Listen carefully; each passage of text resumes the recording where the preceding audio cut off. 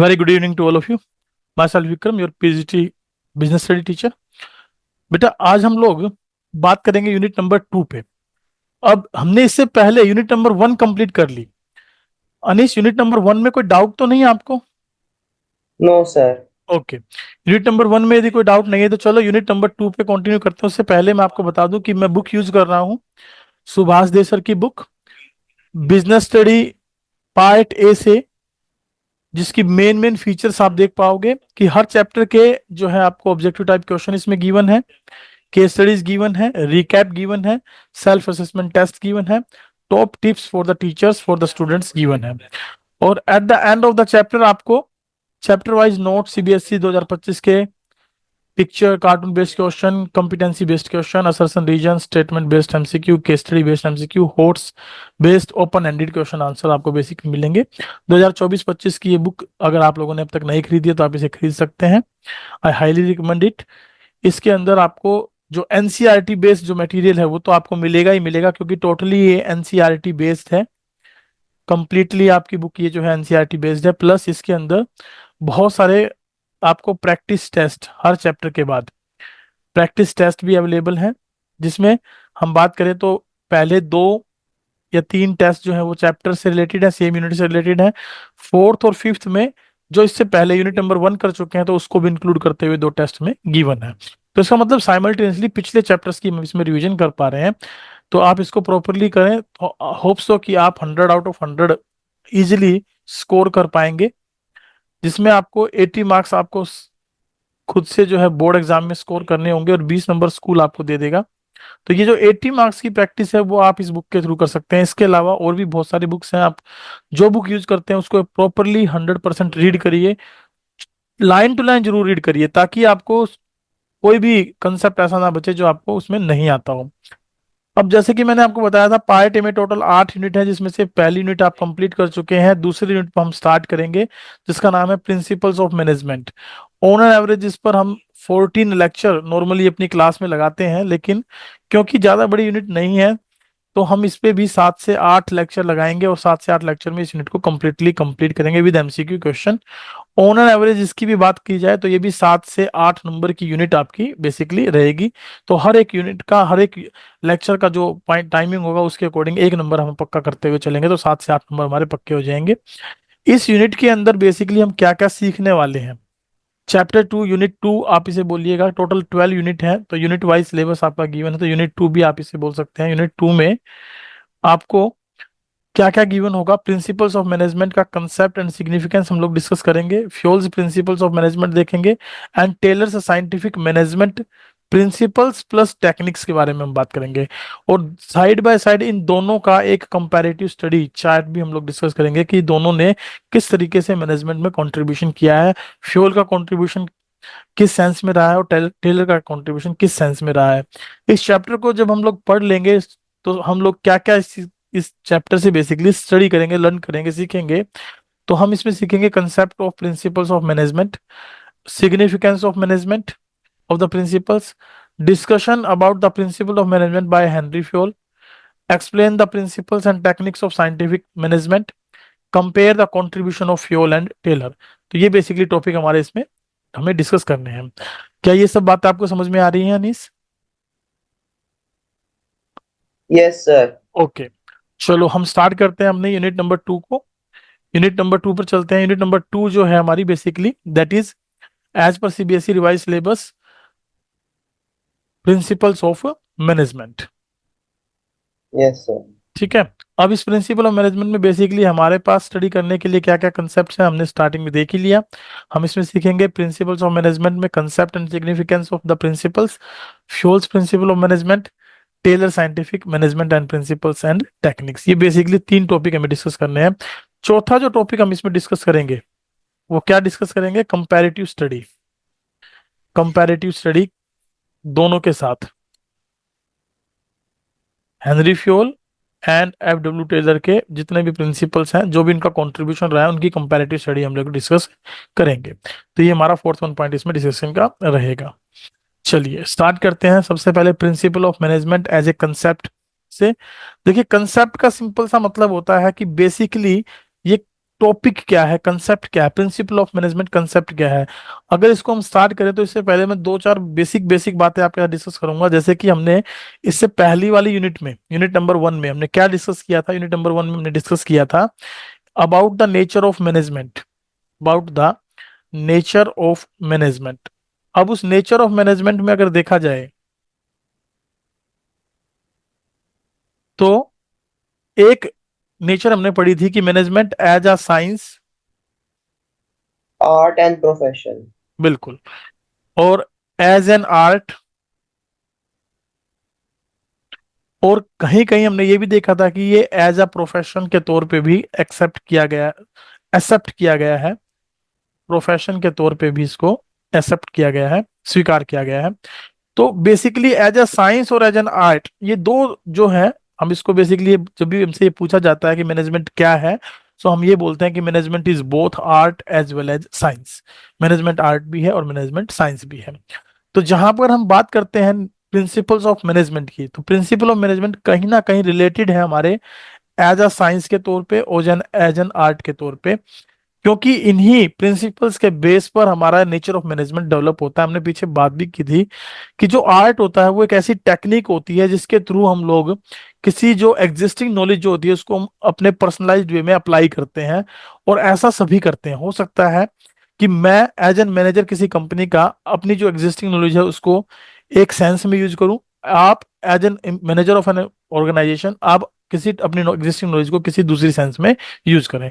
Example के तौर पे हो सकता है कि डिवीजन ऑफ वर्क मुझे प्रिंसिपल जैसे कि हमें फॉलो करना हो, तो मैं हो सकता है कि उनके इंटरेस्ट के अकॉर्डिंग काम बांटूं, आप हो सकता है कि एक ग्रुप बना दें और उस ग्रुप के अकॉर्डिंग काम बांट दें।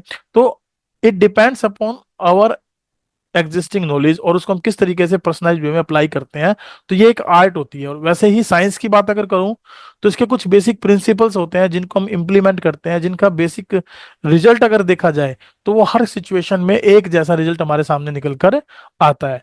ठीक है, एक जैसा रिजल्ट हमारे सामने निकल कर आता है।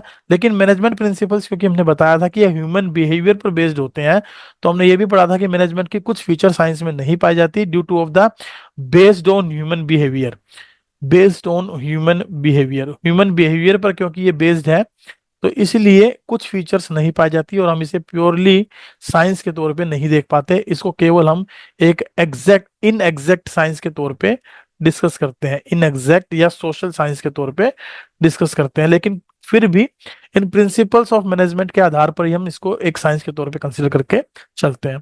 तो आइए इसको स्टार्ट करते हैं, देखते हैं कि इसमें बेसिकली कंसेप्ट में हमारे सामने क्या चीजें डिस्कस की गई हैं।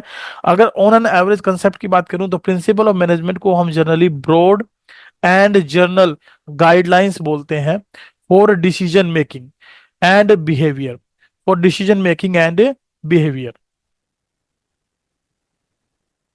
प्रिंसिपल ऑफ मैनेजमेंट को हम क्या बोलते हैं, broad and general guidelines for decision making and behaviour.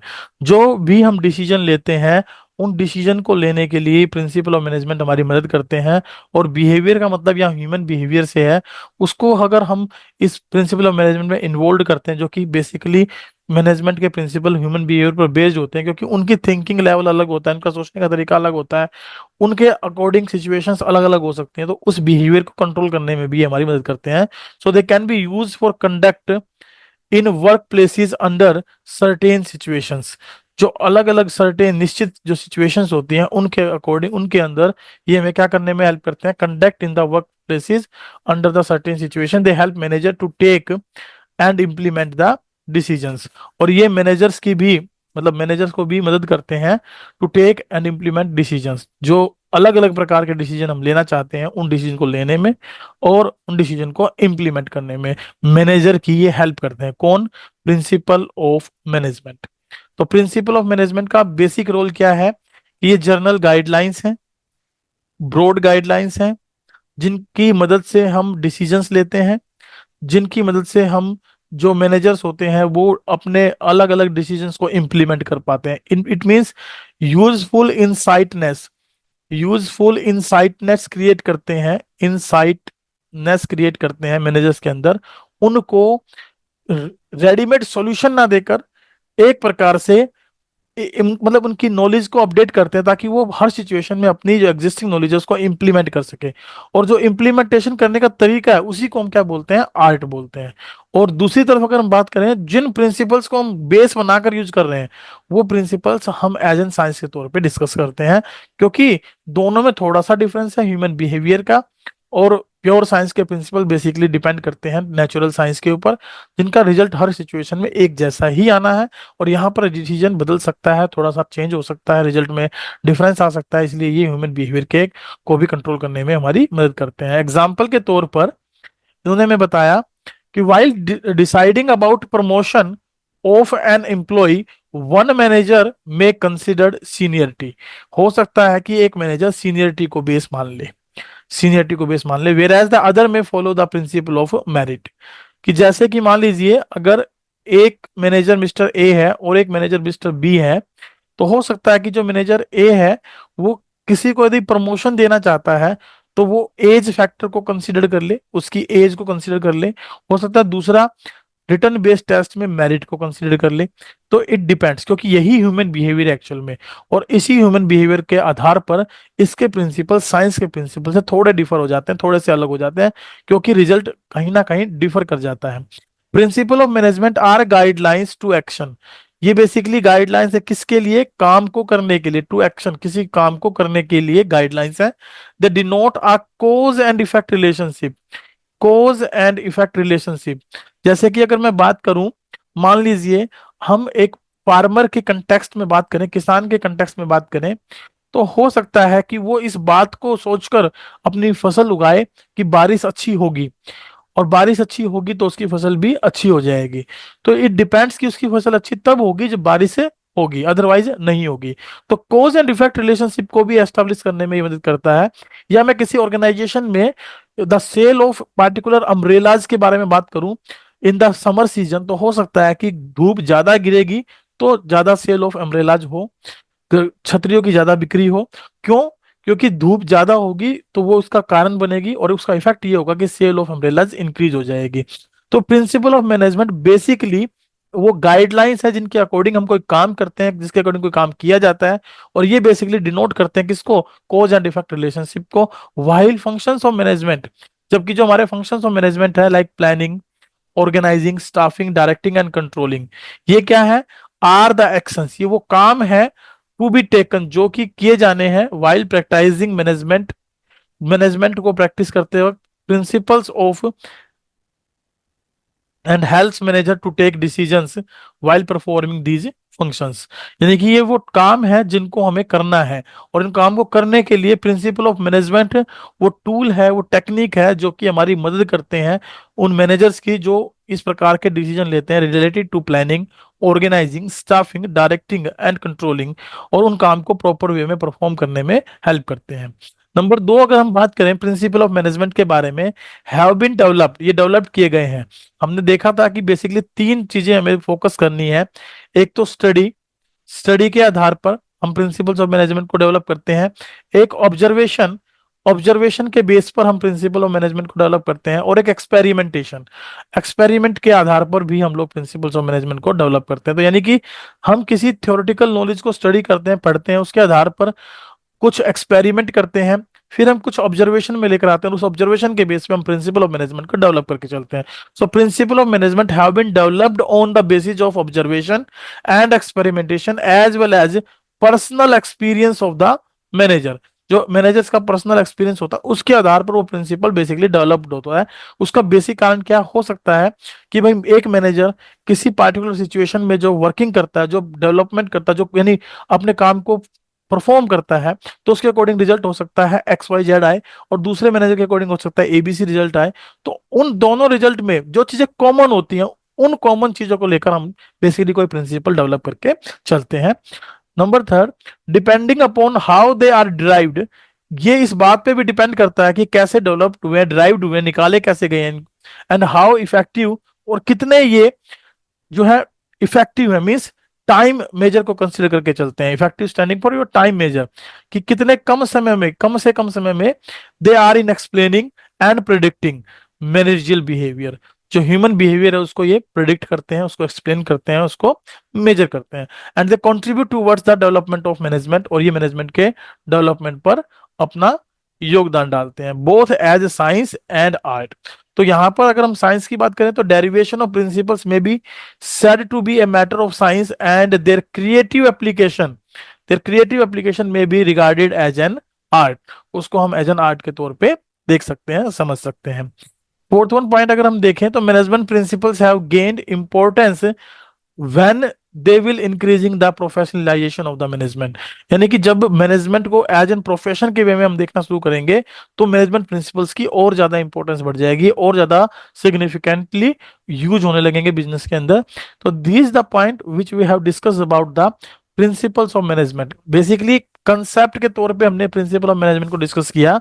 इसमें हमने बेसिकली क्या क्या बातें डिस्कस की। सबसे पहली बात हमने ये देखी कि ब्रॉड एंड जनरल गाइडलाइंस है related to decision making of any particular action related to human behaviour, उनको कंडक्ट करने के लिए। तीसरा, ये मैनेजर को इंसाइटनेस प्रोवाइड करते हैं, हेल्प करते हैं किसी डिसीजन को लेने में, उसको इंप्लीमेंट करने में। उसके अलावा हमने ये देखा कि ये डेवलप्ड किए गए हैं स्टडी, ऑब्जर्वेशन, एक्सपेरिमेंट के बेस के ऊपर, और साथ साथ पर्सनल एक्सपीरियंस ऑफ मैनेजर को भी यहाँ पर हमने इंप्लीमेंट करके देखा। इसके अलावा हमने देखा कि ये किस तरीके से डिराइव्ड हुए हैं, डेवलप्ड हुए हैं, कैसे ये इफेक्टिव हैं, किस तरीके से ये क्विकली जो है मैंने जो ह्यूमन बिहेवियर है, मैनेजर बिहेवियर है, उसको एक्सप्लेन करते हैं, उसको प्रेडिक्ट करते हैं, और उनके अकॉर्डिंगली जो मैनेजमेंट का डेवलपमेंट है उसमें किस तरीके से ये योगदान करते हैं।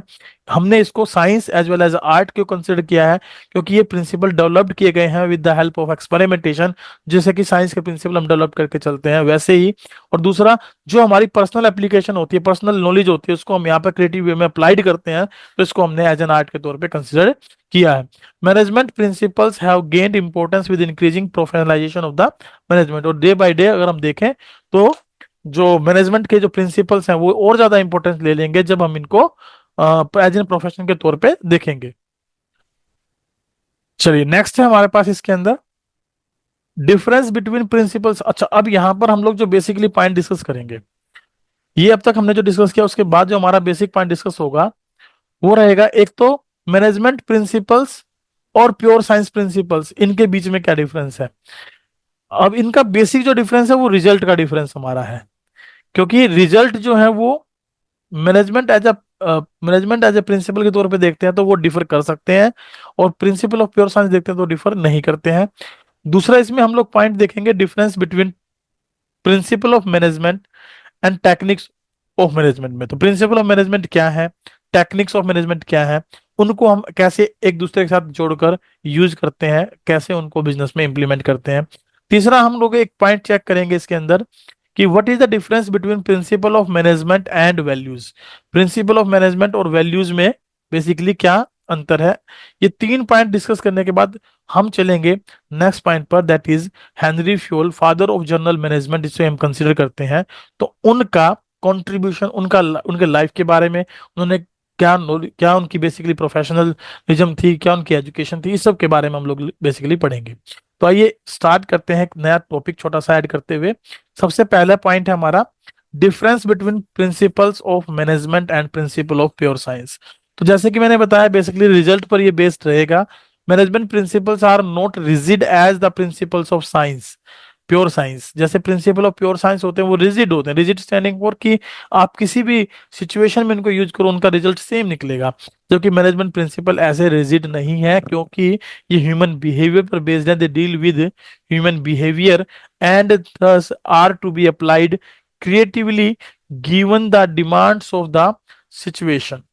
तो जैसी सिचुएशन होती है उस सिचुएशन के अकॉर्डिंगली क्रिएटिवली अप्लाइड किए जाते हैं। So human behaviour is never static and so also technology which affect the business, hence all the principle have to keep pace with these changes. तो हमें जितने भी प्रिंसिपल ऑफ मैनेजमेंट है उनको जो भी इन्वायरमेंटल चेंजेस हैं उनके साथ इसको एक्सेप्ट करना होता है, उसके साथ इसको हमें इंप्लीमेंट करना होता है। तो basic difference about the principle of management and principle of science is only that the result will be differ in the different situation in the case of principle of management, but in the case of principle of pure science the result will always be same. Reason being, principle of management deals with human behavior and as well as the situations and technology also changes.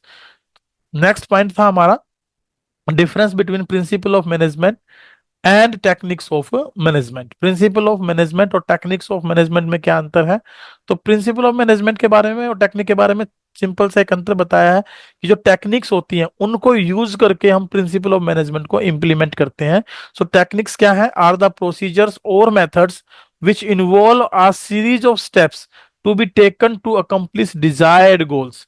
जो desired goals होते हैं उनको पूरा करने के लिए techniques basically एक procedure है, एक मेथड है जो सीरीज ऑफ स्टेप्स को फॉलो करते हैं। प्रोसीजर बेसिकली मतलब ही होता है स्टेप बाय स्टेप, जिसमें हम स्टेप बाय स्टेप कोई एक्शन कंप्लीट करते हैं। And principles are the guidelines, और ये प्रिंसिपल वो गाइडलाइंस है जो डिसीजन लेती हैं और एक्शंस को परफॉर्म करने में हेल्प करती हैं व्हाइल प्रैक्टिसिंग दीज टेक्निक्स। जिन टेक्निक्स को हम यूज करते हैं, जिन टेक्निक्स को प्रैक्टिस में लेके आते हैं, उनके लिए या उन टेक्निक्स को कैसे यूज किया जाएगा उनके लिए बेसिकली प्रकार की गाइडलाइंस है, और वो इनको इम्प्लीमेंट करके हम डिसीजन लेने की बारे में सोचते हैं। नेक्स्ट मैंने आपको डिस्कस किया कि भाई एक पॉइंट हम पढ़ेंगे difference between principal of management and values. देखिए वैल्यूज आर समथिंग, वैल्यू क्या है? कुछ है जो कि एक्सेप्टेबल हो, डिजायरेबल हो। On the other hand, on the other hand principles are basic truths and guidelines for the behaviour. ये वो बेसिक ट्रूथ या गाइडलाइंस है जो किसी ह्यूमन बिहेवियर के साथ अटैच्ड है। भाई इसके मतलब एक प्रकार का सत्य है कि ह्यूमन बिहेवियर को हम बदल ही नहीं सकते। ठीक है, ये तो भाई हमें एज इट इज फॉलो करने पड़ेंगे।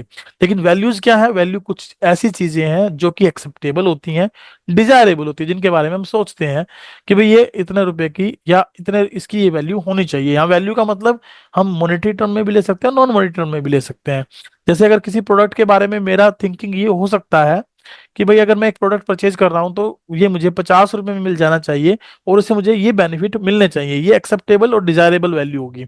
जबकि प्रिंसिपल ऑफ मैनेजमेंट के आधार पर अगर हम बात करें तो ऐसा हो सकता है कि भाई ये प्रोडक्ट इतने रुपए का है और इसमें ये फीचर्स आपको मिलेंगी, ये इसकी ट्रूथनेस है, वो आपको आपकी जो डिजायर है उसके अकॉर्डिंग हो सकता है सेटिस्फेक्शन में हो और सेटिस्फेक्शन में ना भी हो। तो प्रिंसिपल्स ऑफ मैनेजमेंट और वैल्यूज में बेसिकली डिफरेंस क्या है? वैल्यूज जो है वो कुछ ऐसी चीजें होती हैं जो एक्सेप्टेबल होती हैं और नॉन एक्सेप्टेबल होती हैं, डिजायरेबल होती है और नॉन डिजायरेबल होती हैं।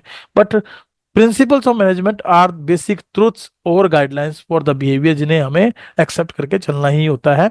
दूसरा, values are general rules. Values क्या है? जर्नल रूल्स हैं for behaviour of an individual in the society formed through the common practice, whereas principle of management are formed after the research in work situations which are technical in the nature। जो कि technically nature में जो है वो technical nature की होती है, मतलब उनको हमें बहुत सोच समझ के ड्राइव करना होता है, प्रॉपर तरीके से रिसर्च करने के बाद एक प्रिंसिपल को हमें डेवलप करना होता है। और वैल्यूज बेसिकली क्या है? हर एक इंडिविजुअल की कॉमन प्रैक्टिस के द्वारा डेवलप की गई जर्नल रूल्स होते हैं। However, while practicing principles of management, values can not be neglected. जब हम प्रिंसिपल्स ऑफ मैनेजमेंट को फॉलो करते हैं तो हम वैल्यूज को नहीं छोड़ सकते। As a business have to fulfil social and ethical responsibilities towards the society. जैसे कि अगर हम बात करें वैल्यूज एंड प्रिंसिपल्स के बारे में, तो हो सकता है कि हमारा बेसिक जो प्रिंसिपल है वो ये कहता हो कि we should focus on the profit, हमें प्रॉफिट पर फोकस करना चाहिए। उसके लिए चाहे सोसाइटी का भला हो या ना हो, सोसाइटी वेलफेयर हो या ना हो, लेकिन due to of the values, due to of the values we must consider the welfare of the society. हमें वेलफेयर ऑफ द सोसाइटी को भी कंसिडर करके चलना पड़ेगा। तो values are to be kept preferable thereafter principle of management हम उसके accordingly derive कर लेते हैं, उसके अकॉर्डिंगली इसको इंप्लीमेंट करते हैं। नेक्स्ट जो इसमें टॉपिक है वो हमारा आज का लास्ट टॉपिक रहेगा about the Henri fuel. Henry fuel के बारे में हम लोग यहाँ पढ़ेंगे। हेनरी फ्यूल को ओके हमने, सर। है ना, हेनरी फ्यूल को हमने क्या माना है? हेनरी फ्यूल को हमने प्रिंसिपल्स, जनरल प्रिंसिपल्स का फादर माना है। तो आप यस। इसकी फोटो को आप जरूर देख लें, किससे रिलेटेड पिक्चर बेस्ड क्वेश्चन कई बार आ जाता है। और एफ डब्ल्यू टेलर की और हेनरी फ्यूल की पिक्चर सामने दी होती है। अगर हमने इनको देखा नहीं है, पिक्चर में आइडेंटिफाइड नहीं किया, तो हमें कंफ्यूजन रहता है कि who is the Henri Fayol and who is the F W Taylor. और दूसरी बात, इनसे रिलेटेड क्वेश्चन आता है who is the father of general management, तो वह हेनरी फ्यूल का नाम भी होता है, एफ डब्ल्यू टेलर का नाम भी होता है। एक्चुअली ये दो एक ऐसे मतलब पर्सन्स हैं जिन्होंने मैनेजमेंट के फील्ड के अंदर काफी सारी क्रांति लाई है, काफी सारे जो उन्होंने प्रिंसिपल्स को डेवलप किया है। एक व्यक्ति ये कहता है कि मैं साइंटिफिक प्रिंसिपल के बारे में बताऊंगा, एक ये कहता है कि मैं जनरल प्रिंसिपल के बारे में बताऊंगा। तो हम हेनरी फ्योल के बारे में जो पढ़ रहे हैं, we are discussing about the general principles of management, that's why he is called as the father of general management, इसलिए इनको हमने फादर ऑफ जर्नल मैनेजमेंट के तौर पे डिनोट किया है। और ये क्वेश्चन कई बार एग्जाम में एमसीक्यू बेस्ड क्वेश्चन हमसे पूछ लिया जाता है। आइए थोड़ा सा पढ़ते हैं इनके बारे में। सबसे पहले अगर हम देखें तो लाइफ टाइम के बारे में बात करें तो इनका जन्म 1841 में हुआ और 1925 में इनकी डेथ हो गई। तो ये एक शॉर्ट स्पैन ऑफ टाइम आप कह सकते हैं, नियर अबाउट 11 में से 5 गए 6, सॉरी 5 में से गया 4 और 12 में से 4 गए 8, करीब करीब 80 साल के करीब हो गए क्या, 80 साल 84 साल के आसपास। मतलब इन्होंने इतना सारा कंट्रीब्यूशन डाला कि मतलब क्रांति, एक एक रिवोल्यूशन जो है ना मैनेजमेंट के फील्ड में उन्होंने ये लेकर आए। इनका बेसिक प्रोफेशन क्या था, ये एक माइनिंग इंजीनियर थे। इस पर भी क्वेश्चन कई बार हमसे पूछ लेते हैं कि इनका जो है प्रोफेशन क्या था, ये किस प्रोफेशन से बिलोंग करते थे। तो एक माइनिंग इंजीनियर थे एंड मैनेजमेंट थ्योरिस्ट थे, फ्रेंच नेशनल, ये फ्रेंच मतलब फ्रेंच जो कंट्री है उससे ये बिलोंग करते थे। एजुकेशन की बात करें तो ग्रेजुएटेड थे from mining academy at Saint Etienne in 1880, 1880 में इन्होंने ग्रेजुएशन कंप्लीट कर ली थी माइनिंग एकेडमी से। नेक्स्ट अगर हम बात करें तो किस किस पोजीशन पर उन्होंने काम किया, तो founded the mining company, Compagnie of Compagnie de Commentry, फोर्च फोर्च एम बीन, इसके नाम से इन्होंने जो है कि मतलब कंपनी को फाउंड किया, माइनिंग कंपनी को फाउंड किया। फाउंडेड मतलब इन्होंने उसको मतलब एस्टेब्लिश किया, आप यूं कह सकते हैं। And became a managing director in 1888 and remained till 1918, यानी 1888 तक ये उसके एमडी रहे। और एमडी मतलब स्टार्टिंग में ये एमडी बने और 1918 तक ये इसके एमडी रहे।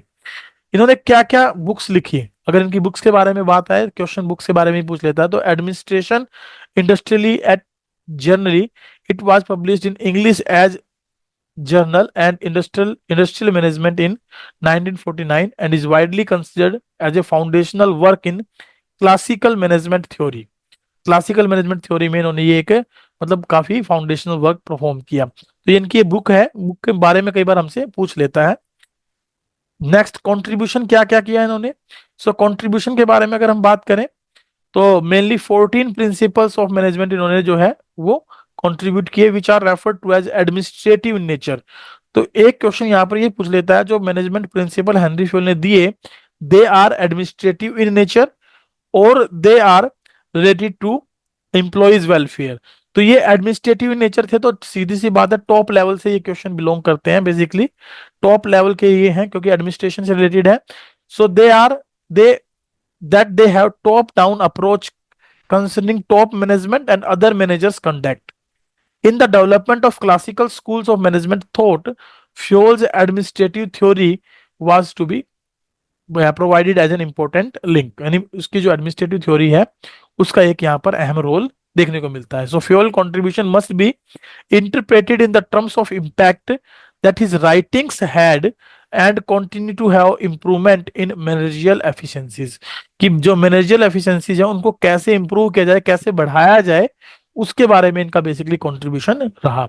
Henry Fayol French management theorist थे जिनका जन्म 1841 में हुआ, 1925 में जिनकी डेथ हो गई। Whose theories concerning organization of labor were widely influential in beginning of the 20th century, and he graduated from the mining academy of St. Anthony in 1860 in mining engineering, and the 19-year-old engineer started the mining company, that is the name Campaign de Commentary, French being Decazeville, ultimately acting as its managing director from this to this date। ये हमने ऊपर अपने पढ़ लिया, इसको एक बार दोबारा से देख लेंगे। और बाकी इन्होंने जो है कुछ क्वालिटीज पर जो बेसिकली फोकस किया, वो कौन कौन सी क्वालिटीज पे फोकस किया। He also suggested that qualities of a manager must possess should be physical, moral, education, knowledge and experience. ये कुछ क्वालिटीज पर उन्होंने फोकस किया।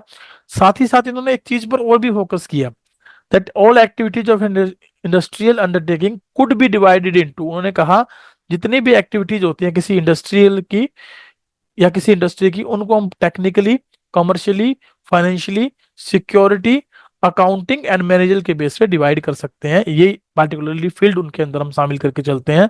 और इन सब को परफॉर्म करने के लिए किसी मैनेजर में जो क्वालिटी होनी चाहिए वो होनी चाहिए, वो फिजिकली स्ट्रांग हो, मोरली स्ट्रांग हो, educationally, knowledge wise, experience wise.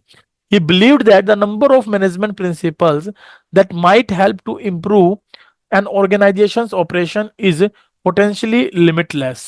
And based largely on his own experience, he developed his concept of administration. तो उसने अपने एडमिनिस्ट्रेशन के कॉन्सेप्ट को डेवलप किया और इस एडमिनिस्ट्रेशन कॉन्सेप्ट को उसने 14 प्रिंसिपल्स में बेसिकली डिवाइड किया। 14 प्रिंसिपल्स के तौर पर उन्होंने इसको डिस्ट्रीब्यूट किया और उसके आधार पर उन्होंने जो बुक लिखी 1917 में, that is administration industrially did journal, it was published in English as Journal and Industrial Management।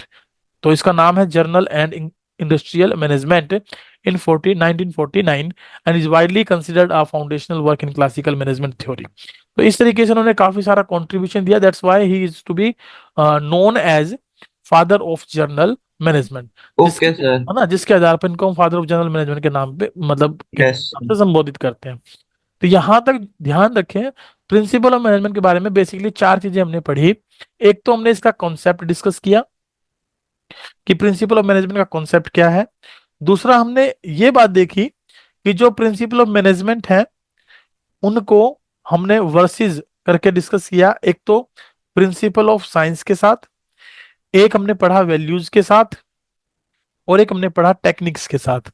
तो कई बार ये क्वेश्चन हमसे पूछ लेता है और रिलेट करवा लेता है मैच द फॉलोइंग में कि भाई प्रिंसिपल ऑफ मैनेजमेंट किस किस के साथ कंट्रीब्यूट करते हुए हमने डिस्कस किया, क्या कॉन्सेप्ट है, उस कॉन्सेप्ट में कैसे कैसे हमने इसको डेवलप किया, इसके बारे में ओके हमारी सर। बातें रहेंगी।